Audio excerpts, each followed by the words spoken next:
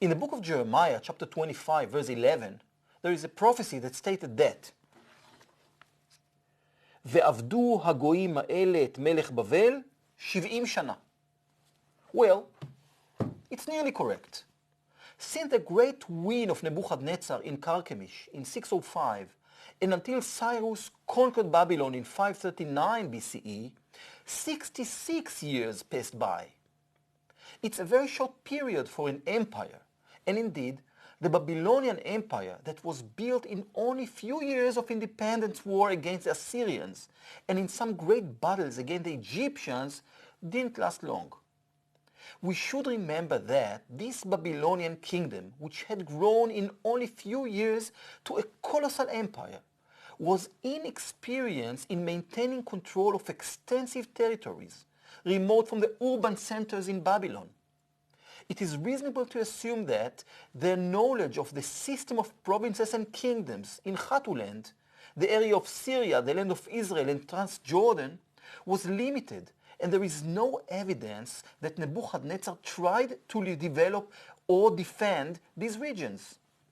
It seems that his policy was to maintain the lowest possible level of involvement, to invest minimal efforts to establish his control there, and to continue to maintain the arrangements that had been set in place during the Egyptian and even before during the Assyrian rule.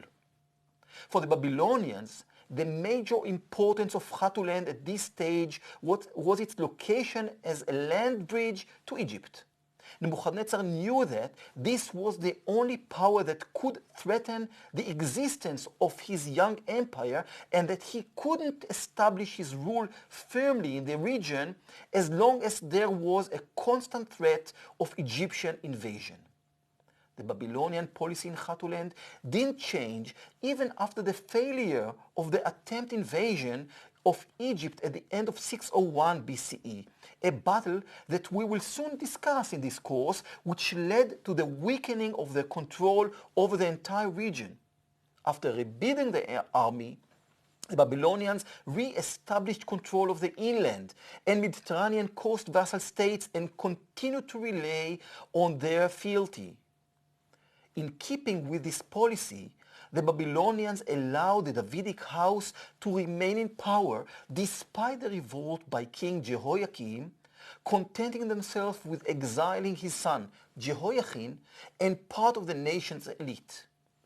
However, in the days of Psamitichu II, who ruled between 595 and 589 BCE, and even more so during the early days of Khofra, who ruled after him, Egypt began to threaten Babylonian rule openly, instigating continuous instability among the kingdoms of the region.